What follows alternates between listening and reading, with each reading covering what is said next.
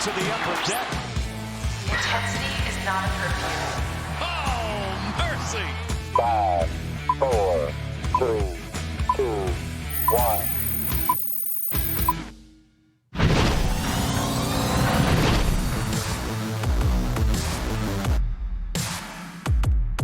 From inside the MASN newsroom, it is the MASN All Access Podcast. For the first time in quite a while, a healthy-wristed Paul Mancano joined by a also healthy-wristed Brendan Mortensen via Zoom. Brendan got the bad boys off the other day, the wrist soft casts, and I think that's the end of our wrist content. I think it supplied us with some good quality chuckles along the way for about a month and a half.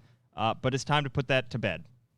Well, quite frankly, I don't really know what we're going to talk about anymore now that you have two functioning wrists. I don't either. There's no jokes anymore. I mean, No. I can't think of anything. No, simply nothing. No. Although I do have a recent story, if you'll indulge me. Kind of. Oh, yes. Yeah, okay, please do. So recently, after the season has ended, my social life has opened up just the tiniest bit.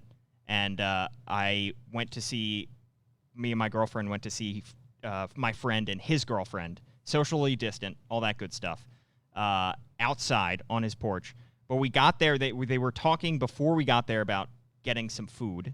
They said they were going to get some food from a local Mexican place. We thought, great, all right, we won't eat. We'll go over, we'll get some food. We get there, and, like, we're just sitting around, like, you know, drinking wine and talking, and, like, almost an hour goes by, and there's no food still, and we're starving. How do you even approach that? Do you say, we were thinking about saying, boy, I'm hungry, or, like, something that would try to trigger him to think, oh, yeah, I got to order the food.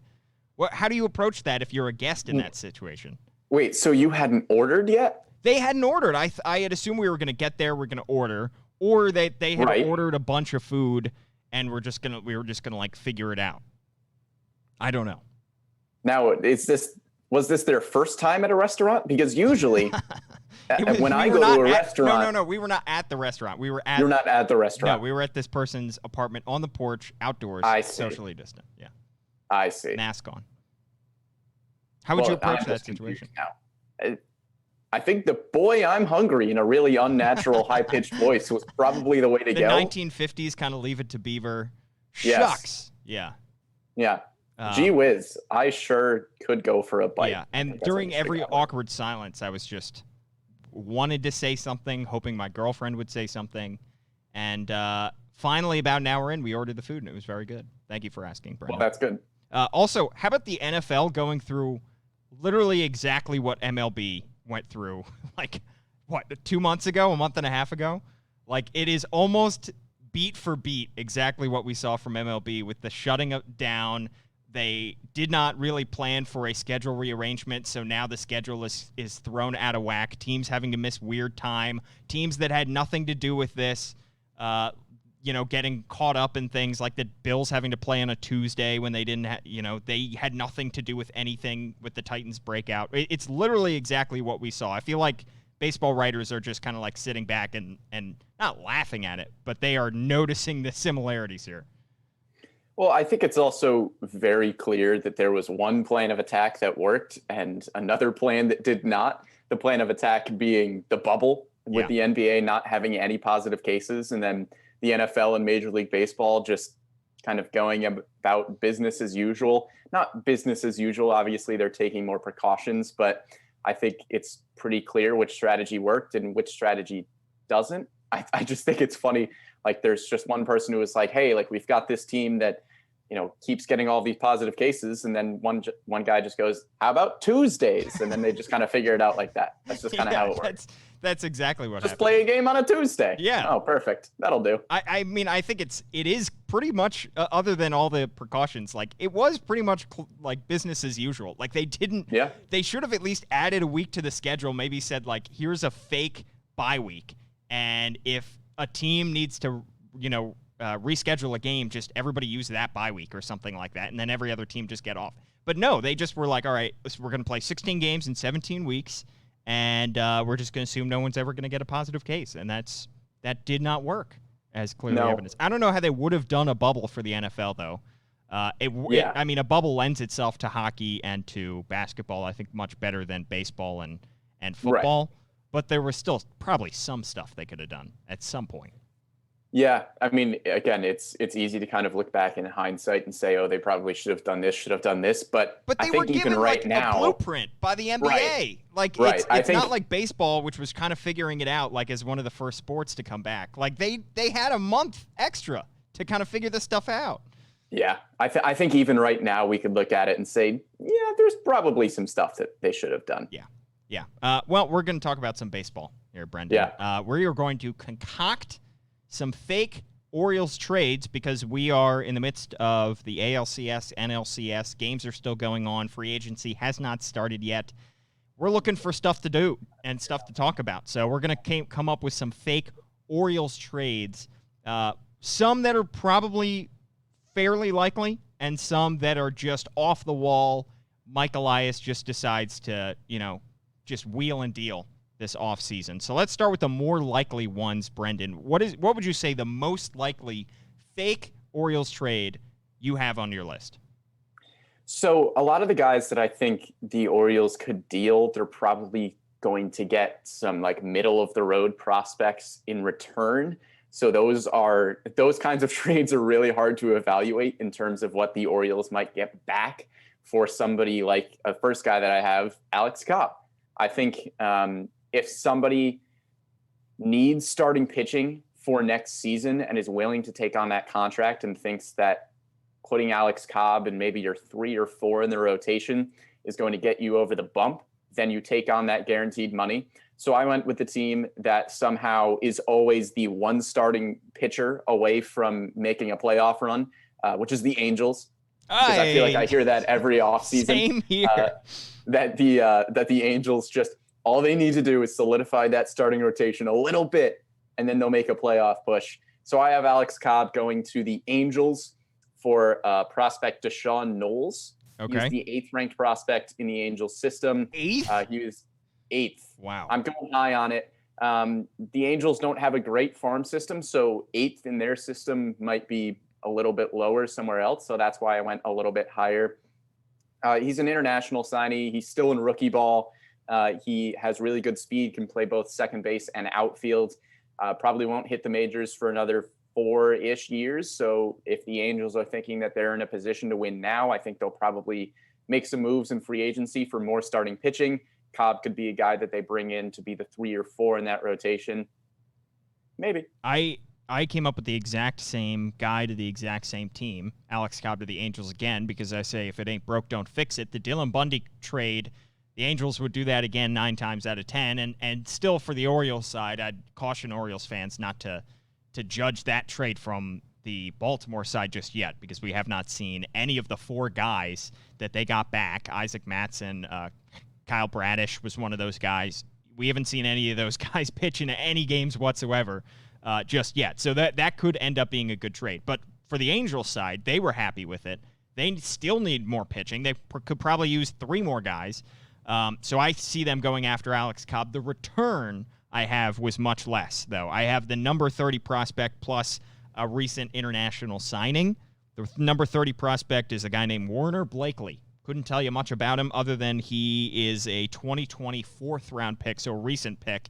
And because we saw last year kind of what the Orioles did in the return that they got in the Dylan Bundy trade, of those 4 guys, 3 of them were recent draft picks. So guys that the Angels were just kind of willing to, had not already made a huge commitment to, had not developed these guys. They were just kind of raw pieces of clay that they threw the Orioles' way and said, all right, we'll give you quantity over necessarily quality. I think your return would probably be the higher quality, but the O's would be taking back more guys and going for the quantity in my fake trade. Yeah, that's kind of the case in a lot of the trades that I made. I looked at, okay, how does this value equate? And I usually went with a higher overall prospect rather than, number 30 and a few guys who aren't on the top prospect list. So that's just kind of how I did these trades. But I mean, neither of us have any idea how this works. No. I think in reality, the Orioles would probably be more likely to go the route of getting more guys rather than a higher guy on the prospect list, because I think teams are probably more likely to trade more guys that are lower down than somebody that they have a little more faith in towards the top of their prospect list. But I was just really looking for value for value. Yeah, and Cobb had a 4.3 ERA last year, 10 games, was mostly healthy the entire season, so that's all well and good, and he obviously has a solid track record, at least compared to some of the other guys that the Orioles might trade this offseason. He has more of a track record, but that money is going to be a problem because he still has 1 year left on his deal, but then he's got, I think, $20 million in deferred money, which is going to be paid out over the course of the 5 years after that. So that is a lot of money to be spending for a guy that is probably going to be with you for just that 1 year. So I think that is the biggest impediment to the Orioles trading Alex Cobb. But that being said, I think he, of the guys on the roster, probably maybe the most likely guy that gets dealt, wouldn't you say? I think he's up there. I don't know if I'd say he's the most likely. I think he's probably in the top 3 most likely. Who would you say is the most likely? Because we're going to get into these. I think Renato Nunez might be the most likely. What's your Renato Nunez trade? Do you have one? Yeah, so I have him being dealt to the Chicago Cubs. I also had that deal. All right. The Cubs did not have a great DH presence this season because Kyle Schwarber was playing a lot in left field. I think Schwarber is probably a better DH than a left fielder, so maybe the Cubs would rather go for a better fielding left fielder rather than a DH. But hey, these are hypothetical trades. Sue me. I have Renato Nunez going to the Chicago Cubs for the 16th ranked prospect, Giovanni Cruz. He is a 21-year-old international reliever. He's currently in high A ball. He's got a power sinker, good changeup, good slider. Could be a bullpen piece for the Orioles in a year or two. Renato Nunez doesn't really fit in with next year's lineup. We've talked about it on past podcasts where Nunez might be the odd man out of a crowded Orioles outfield. So I think there's a pretty good chance that Nunez gets dealt this offseason, maybe to an NL team if that universal DH is around to stay. The Cubs weren't really set up for that universal DH, and maybe they think they can trade a mid-level prospect for a guy like Nunez who can probably get you 25 to 30 home runs in the middle of a lineup for a contending team. Yeah, the White Sox were relying on Edwin Encarnacion, who was 37 last year and is, I think, going to be a free agent, or at least has a team option that is not going to be picked up. And he ended up hitting 157. Almost half of his hits were homers, so at least he had 10 homers, but the everything else was not there for him. So Renato Nunez would represent an upgrade. And yeah, I mean, you mentioned why the Orioles might want to trade him.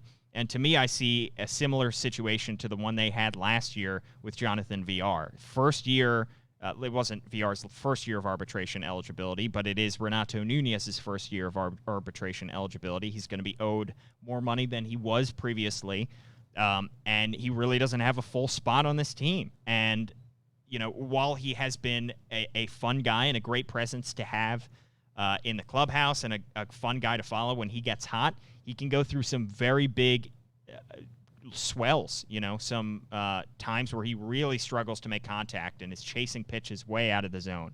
So I think there could be some incentive for Mike Elias to trade him and to clear up some of the logjam that they have at first base. In terms of the return, I have number 25 prospect, so I went a little bit lower, and that would be shortstop Lenny Sosa. He's a light-hitting A-ball shortstop with strong defensive tools. So roughly the same kind of mid-level, you know, top 25, top 20 prospect level coming back for Renato Nunez, who would still be under control for, I think, 3 or 4 more years. And a team like the White Sox, they probably would have, they maybe had a higher ceiling if they had had better production out of the DH spot. So I think they're going to be hunting for a DH this offseason. Yeah, I think that's definitely a possibility. And like I said, I think there's going to be a lot of National League teams who might look at Renato Nunez as well, because they just aren't set up for the DH at this point, and they're going to look at some other options throughout the league and see if there's anybody that they can snag. And I think Nunez is probably going to be readily available for any deals. Who else do you have on your more likely to be traded list, and what is that deal? Yeah, so the last guy that I have on my most likely to be traded list is Sean Armstrong. The reason that I have him on this list is because he's one of the older relievers in the Orioles bullpen at this point. And I think, again, it kind of just lines up with the rebuild. Sean Armstrong has a pretty good chance to be a decent reliever for the next few years, but I don't know if he really lines up with the timetable for the Orioles at 30 years old. So I think they could probably move him to another team that is in at least the hunt for contending. And the team that I have is the St. Louis Cardinals, going out and getting Sean Armstrong. And the deal I have is for their 25th overall prospect, Alec Burleson. He's an outfielder. He would probably be around the 28 to 30 prospect in the Orioles range, has the potential to be maybe a fourth or fifth outfielder. Currently, he's just an A-ball. He probably won't be at the major league level until about 2023. So maybe he's a guy that could come up and add to that Orioles outfield rotation in a few years. Probably not going to be a starter, not going to be a stud, but could at least be a depth piece. And I think he'll take that for a guy like Sean Armstrong. I agree. And Armstrong is another guy who's going to be arbitration eligible. It is also his first time he's going to be arbitration eligible. So you do have a little incentive to trade him there. I had him going to the Phillies just because the Phillies had the worst bullpen in baseball, probably in the last decade of baseball. They were so utterly terrible, and they just need any kind of relief that they can get. And I'm guessing they're going to try all three, modes of getting talent for that bullpen, which is they're probably going to draft pitchers in next year's draft, whenever that is going to be. They're going to sign some guys, and they're going to have to trade for some guys because they're going to need maybe 6 relievers to be added if they want to compete next year. So Sean Armstrong, I think, fits into that, and I think he did pitch well against the Phillies, if I remember correctly, earlier on in the 2020 season. And the prospect I have coming back, he's a left-handed pitcher, Kyle Young. He's the number 27 prospect in the Phillies system, 22 years old. He's a 22nd round pick who was in high A ball last year. So that's my Sean Armstrong trade. But did you have any other reliever trades, Brendan? I did not. The other 3 trades that I had, I won't give away all the fun yet. One of the more likely trades that I had was a position player, and then I had 2 for the Orioles that I thought were just a little bit ridiculous, but fun. So no, I actually didn't have another reliever getting dealt. I thought about possibly dealing Paul Fry somewhere. That's what I did. I think if there is a reliever who stays, I think a reliever who stays out of the ones that we thought could possibly get traded, I think it's Paul Fry, just because he's a little bit younger, lines up a little bit better with when the Orioles might hopefully be making a playoff push a few years down the road. So I think Paul Fry has a better chance of staying than a guy like Sean Armstrong. So that's why I didn't make a deal for Paul Fry. Yeah, Paul Fry is a little bit younger. I do think it is possible that they could deal him. I mean, they just traded Miguel Castro, who's 25, 26 years old. So maybe they try to cash in on Paul Fry's career year. I had him going to the Giants for their number 28 prospect, Sean Roby, who is a 22-year-old, former 12th round pick in the 2018 draft. But the reasoning I was thinking for Fry to the Giants is kind of similar to the Phillies, because basically the reason the Giants didn't make the playoffs, this expanded playoffs field in 2020, was because of their bullpen. They could use several guys. I could just see him fitting in a Giants jersey, fitting in San Francisco. So I have Paul Fry to the San Francisco Giants as my fake trade. Well, you mentioned one position player trade, though, Brendan. What was that?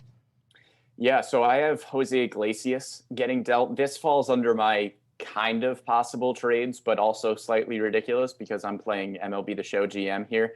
I think Iglesias probably has a good, if not great, chance of sticking with the Orioles next season. But the trade that I have is Jose Iglesias being dealt to the Cleveland Indians in a scenario where they lose Francisco Lindor and need a shortstop. We're on the same wavelength, slightly different wavelength, because I also have a Lindor trade in here. But okay, give me your Iglesias trade.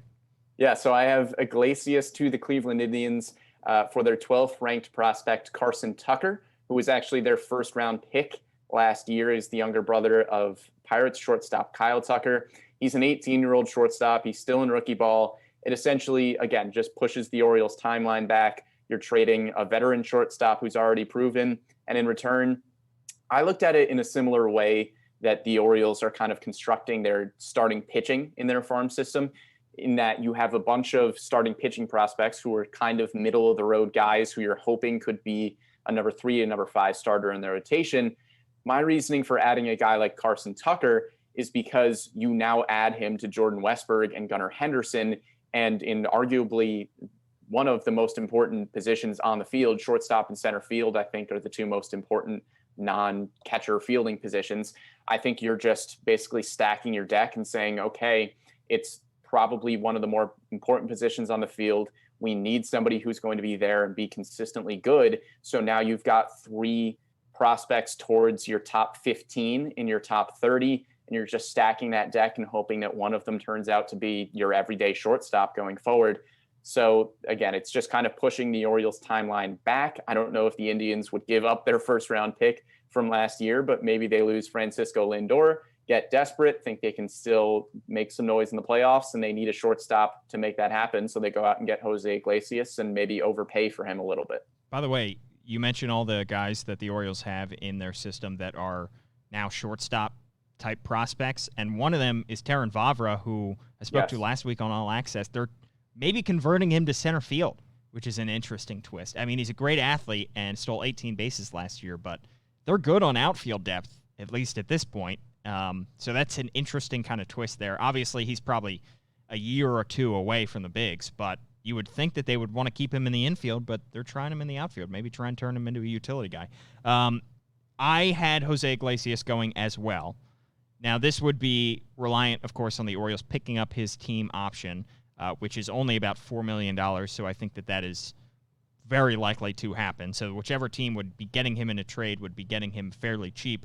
I have him going back to the Cincinnati Reds for 2 recent international signings, just because I think that maybe the injuries could be a detractor for another team, and the fact that he is on the wrong side of 30 at this point. And he did honestly show a little bit of concern in the field. I know he's a solid fielder, but if those injuries continue to persist, maybe he doesn't play shortstop at the same level that he did in previous years. So I have him going back to the Reds, but he's better this time than when he was on the Reds a year ago. He still buds with Joey Votto, so that works out. And then, yeah, I mean, the return would be essentially what they got in a Blyer-Malone type trade, and I know Jose Iglesias is a better player than both of those guys, but this is at a time when the Orioles don't need to trade him and the other team doesn't need him as badly. You know, if they pick up his team option and wait until the trade deadline, they could probably get more in a Jose Iglesias trade, even for half a season, than they might during the offseason when his health is a concern. You didn't see him fully healthy near the end of the year, and teams don't get super desperate like they would at the trade deadline. Yeah, I think there are certainly going to be some teams interested in Jose Iglesias. I think more than I thought would be at the beginning of the year, because like you said, his bat is somehow better than it ever was. And if you're looking at Jose Iglesias, you're probably assuming that the mistakes that he had in the field last season are more of an anomaly than the norm, even if his hitting stats are above where you would expect them to be. If he's better, he now all of a sudden has a completely different value for you, whereas before he might have been a decent contact hitter who will play a solid defensive shortstop. Now he's also a solid hitter who plays solid defensively at shortstop. So I think he could actually present a good amount of value, especially to a team that's trying to make a playoff push and just needs to fill 1 or 2 holes. Jose Iglesias could potentially be that guy. So Brennan, you have 2 trades left. I think I have 1. Give me one of your 2 trades. So I have one that is slightly very ridiculous, and then I have the second one, which is absolutely ridiculous. Okay. The first one, which is slightly very ridiculous, is the Orioles trading Anthony Santander, Adam Hall, and Kobe Mayo for White Sox second baseman Nick Madrigal. Wow. He would immediately be the starting second baseman for the Orioles. He's their number 3 prospect in a absolutely stacked system. College teammates with Adley Rutschman. He is an unbelievable contact hitter. He hit .340 last year. He struck out 7 times in 29 games. The dude just hits like it's his day job, because it is. He is going to. The reason that I gave up so much for him is because he is going to be a piece on the Orioles. If you hypothetically traded for him, he's the kind of guy that you would re-sign, and he's still really young. You would re-sign him for a bunch of years down the line, and he has already shown that he is going to be an amazing contact hitter. So maybe for the White Sox, you trade Anthony Santander. They had Nomar Mazara that they signed, and he didn't really work out too well. So maybe the White Sox just need a different piece in the outfield, and you get two good prospects as well in Adam Hall and Kobe Mayo, and you give up one of your younger guys in hopes that you can make a World Series push. That would be giving up a lot of power to get a lot of contact. That's what I would say. Yes. Because I, from what I understand, I haven't watched him closely, but Nick Madrigal, you said, is an incredible contact hitter. But he's a smaller guy, and I don't think he has... the smaller guy is putting it lightly. He is 5'8", 175. Hey, wow. Look at that. So I can become a professional baseball player. There you go. There's hope for you yet. Get these wrists healthy, and we'll see. Nick Madrigal, I think, I can't... That is obviously very justifiably in the slightly ridiculous category, because I don't think that the White Sox want to part with him. He would be a fun piece to have. Not. Would be a very fun piece to have. So we'll see. I don't know. That would be an interesting trade there, and was a very highly touted prospect, obviously. But if you're giving up Anthony Santander, you got to replace his power somehow. Right. Yeah, I also just thought it was fun that Madrigal and Adley Rutschman won a College World Series together. So maybe this isn't me playing GM. Maybe this is Adley playing GM and just saying that you've got to trade whoever to get Nick Madrigal. Well, you could bring up Caden Grenier and just have the entire Oregon State family reunion. Yeah, exactly. All right, I'm going to give you my final trade, because it is an Anthony Santander trade, and it is to the Indians, because the Indians struggle. Oh, he's going back. He's going back to the team that let him go in the Rule 5 draft. It all comes full circle, Brendan, as Anthony Santander in this fake trade goes back to the Cleveland Indians, who are in desperate need of outfield help. And it is part of a 3-team deal in which Francisco Lindor goes to the St. Louis Cardinals. Okay? Ooh, so the Cardinals make a trade splash. The Cardinals, we saw it with Paul Goldschmidt. They get a guy who's got, what is Lindor going to have 1 or 2 years left on his deal.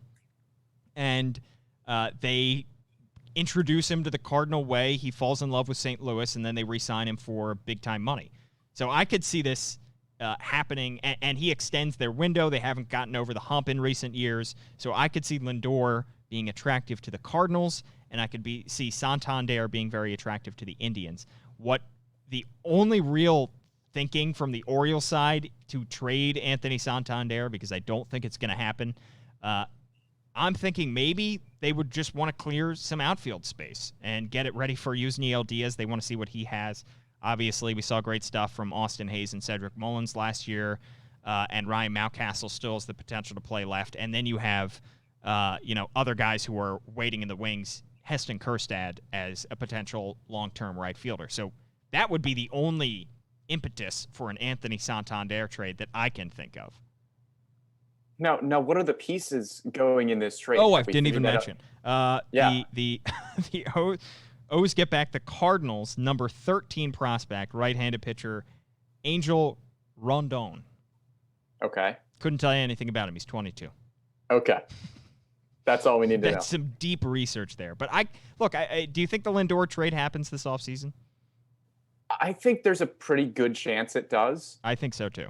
I think it probably does. But interesting that the Orioles, do they only get back the number 13 prospect in the Cardinals system and maybe give up Anthony Santander? Maybe throw in some lower level prospects. Okay. All right. That seems like a relatively small return for Anthony Santander, I would think, at least. Maybe they get something thrown in from the Indians. I'm not sure. Maybe they just get Francisco Lindor. I think maybe the Indians just say, right, it's just Anthony Santander for Francisco Lindor straight up. Yeah, I could easily see that. Easily. Yeah. Who says no? Who says no? Who says no? All right, your final trade, Brendan. Is this the most ridiculous trade on your list?